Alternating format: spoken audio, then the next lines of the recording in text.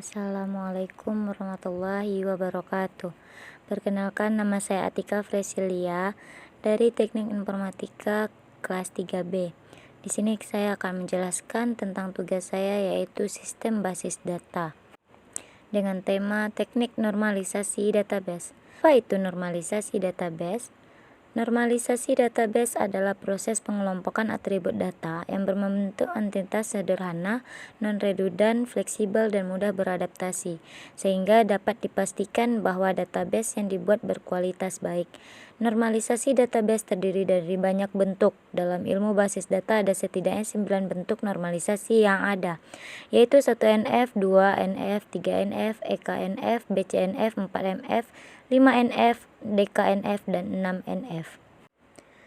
Tujuan normalisasi database adalah untuk menghilangkan dan mengurangi redundansi data, dan tujuan yang kedua adalah memastikan dependensi data atau data berada pada tabel yang tepat.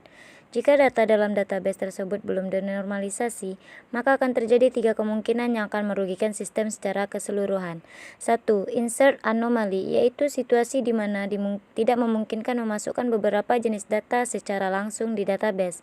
2. Delete anomaly, penghapusan data yang tidak sesuai dengan yang diharapkan, artinya data yang seharusnya tidak terhapus mungkin ikut terhapus. Ketiga, ada update anomaly, yaitu situasi di mana nilai yang diubah menyebabkan inkonsistensi database, dalam artian data yang diubah tidak sesuai dengan yang diperintahkan atau yang diinginkan. Database seperti apa yang dinormalisasi?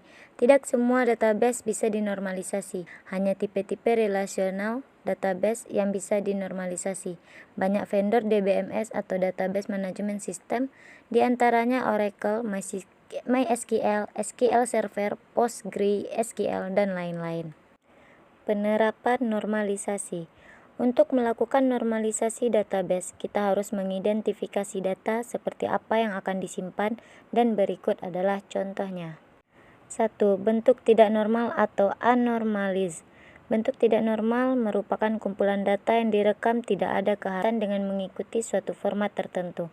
Pada bentuk tidak normal terdapat repeating group atau pengulangan grup, sehingga pada kondisi ini data menjadi permasalahan dalam melakukan manipulasi data yang disebut insert, update, dan delete, atau biasa kita sebut dengan anomali. Kedua, ada 1NF atau first normal form.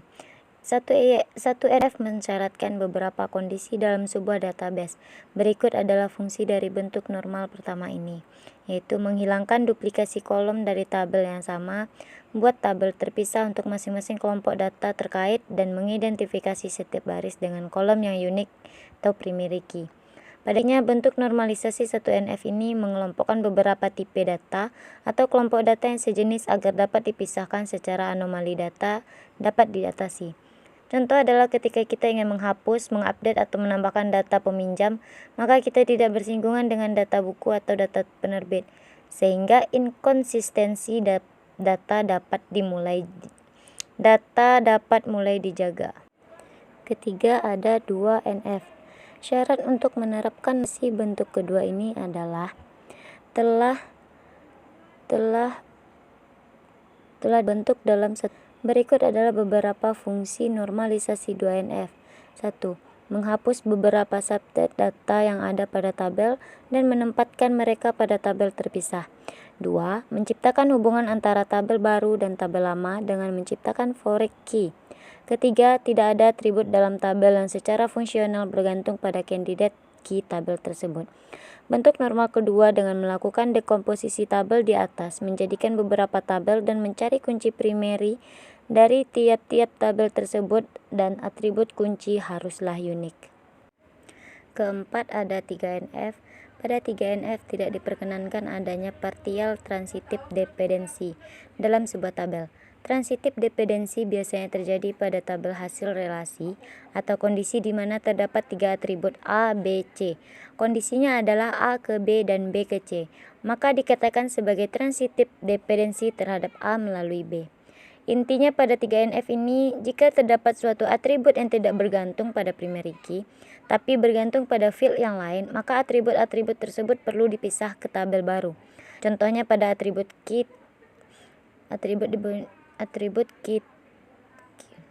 kolom tersebut tidak bergantung langsung pada primary key kode faktur, melainkan bergantung pada kolom kode barang. Jadi setelah dinormalisasi 3NF akan menghasilkan tabel berikut. Nah, seperti contoh tabel yang dia tidak bergantung pada kode faktur namun dia bergantung pada kode barang. Dari gambar tabel di atas dapat dilihat pada normalisasi 3NF menghasilkan satu tabel baru dari hasil pemecahan tabel transaksi, yaitu tabel detail barang yang isinya menampung barang-barang yang dibeli. Kolom harga pada tabel detail barang digunakan untuk menyimpan harga barang pada saat proses transaksi. Jadi, meskipun kolom harga berubah atau naik turun, harga barang yang ada pada tabel barang tidak ikut berubah atau fixed. Bayangkan jika kita tidak menambahkan kolom harga pada tabel detail barang, maka yang terjadi total invoice dari transaksi akan berubah seiring berubahnya harga barang.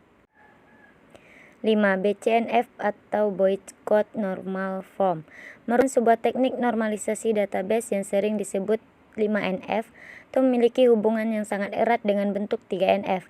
Pada dasarnya adalah untuk menghandle anomali dan overlooping yang tidak dapat dihandle dalam bentuk 3NF. Normalisasi database bentuk ini bergantung dari kasus yang disediakan. Tidak semua tabel wajib dinormalisasi dalam bentuk BCNF. Untuk tabel memenuhi bentuk normal, boycott harus memenuhi dua kondisi berikut. 1. Tabel harus dalam bentuk normal ketiga. 2. Dan untuk ketergantungan apapun A ke B, A harus menjadi super key.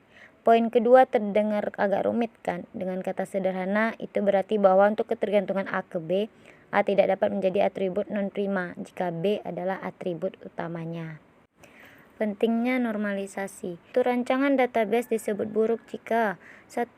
Data yang sama tersimpan di beberapa tempat atau file atau record. 2. Ketidakmampuan untuk menghasilkan informasi tertentu. 3. Terjadi kehilangan informasi. 4. Terjadi adanya redundansi atau pengulangan atau duplikasi data sehingga memboroskan ruang penyimpanan dan menyulitkan saat proses updating data. 5. Timbul adanya null value. 6. Kehilangan informasi bisa terjadi bila pada waktu merancang database melakukan proses dekomposisi yang keliru. 7. Bentuk normalisasi yang sering digunakan adalah 1. STNF, 2. NDNF, 3. RDNF, dan BCNF. Baiklah, mungkin hanya itu yang dapat saya sampaikan. Sekian dan terima kasih. Assalamualaikum warahmatullahi wabarakatuh.